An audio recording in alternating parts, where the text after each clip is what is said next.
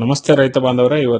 ಇವತ್ತಿನ ವಿಡಿಯೋ ಏನರ ಬಗ್ಗೆ ಮಾತಾಡ್ತಾ ಇದ್ದೀನಿ ಅಂದ್ರೆ ದೇಸಿ ಹಸು ಬಗ್ಗೆ. ನಾವು ನೈಸರ್ಗಿಕ ಕೃಷಿ ಮಾಡಕ್ಕೆ ಮೇಯ್ನು ದೇಸಿ ಹಸು ಇರಬೇಕು ನಮ್ಮ ಹತ್ರ ದೇಸಿ ಹಸು ಸಾಯಿವಾಲ್ ಇದೆ, ಗಿರ್ ಇದೆ, ಹಳ್ಳಿಕಾರ್ ಇದೆ, ಮಲ್ನಾಡ್ ಗಿಡ್ಡ ಇದೆ.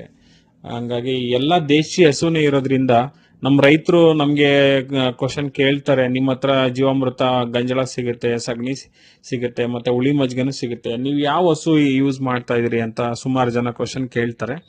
ಅದಕ್ಕೆ ನಾನು ಈ ವಿಡಿಯೋ ಮೂಲಕ ನಾನು ಅವ್ರಿಗೆ ಹೇಳ್ತಾ ಇದ್ದೀನಿ, ನಮ್ಮ ಹತ್ರ ಎಲ್ಲ ಇರೋದು 9 ಹಸುನು ದೇಸಿ ಹಸುನೇ ಇರೋದು. ನಮ್ಮ ಹತ್ರ ಗಂಜಲ ಆಗಿರ್ಬೋದು, ಮತ್ತೆ ಸಗಣಿ ಆಗಿರ್ಬೋದು, ಎಲ್ಲ ದೇಸಿದೇ ಯೂಸ್ ಮಾಡೋದು. ನಾವು ಜೀವಾಮೃತ ಮಾಡ್ತಾ ಇದ್ವಿ, ನಮ್ಗೀಗ ಸಾಕಷ್ಟು ಹೆಚ್ಚಾಗ್ತಾ ಇದೆ. ಮತ್ತೆ ಸುತ್ತಮುತ್ತ ಹಳ್ಳಿಯವರೆಲ್ಲ 10 ರೂಪಾಯಿ ಲೀಟರ್ ಹಂಗೆ ಎಲ್ಲರಿಗೂ ಕೊಡ್ತಾ ಇದೀವಿ, ತಗೊಂಡು ಹೋಗ್ತಾ ಇದ್ದಾರೆ. ಅವರೆಲ್ಲ ಕ್ವಶನ್ ಕೇಳ್ತಾರೆ, ದೇಸಿನಾ ಅಂತ. ನಿಜವಾಗ್ಲೂ ಎಲ್ಲ ದೇಸಿ ಹಸುನೇ ನಾವು ಯೂಸ್ ಮಾಡ್ತಾ ಇರೋದು. ಈ 7 ಇಯರ್ಸ್ ಇಂದ ಮಾಡ್ಕೊಂಡ್ ಬರ್ತಾ ಇದ್ವಿ ನೈಸರ್ಗಿಕ ಕೃಷಿನ.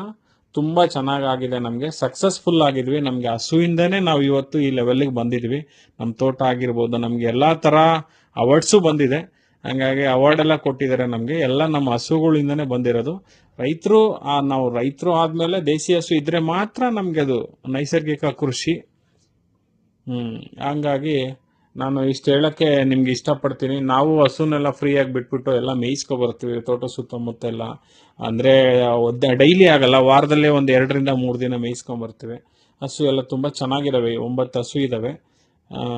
ತುಂಬಾ ಚೆನ್ನಾಗಿ ಆಗಿದೆ, ನಮ್ಗೆ ಏನು ಸಕ್ಸಸ್ ಆಗಿದ್ವಿ. ಇವತ್ತು ನಾವು ನೆನ್ಸ್ಕೊಂಡು ಡೈಲಿ ನೆನ್ಸ್ಕೊಬೇಕು, ನಮ್ಮ ಹಸು ಇಲ್ಲ ಅಂದ್ರೆ ನಮ್ಗೆ ಏನೂ ಇಲ್ಲ.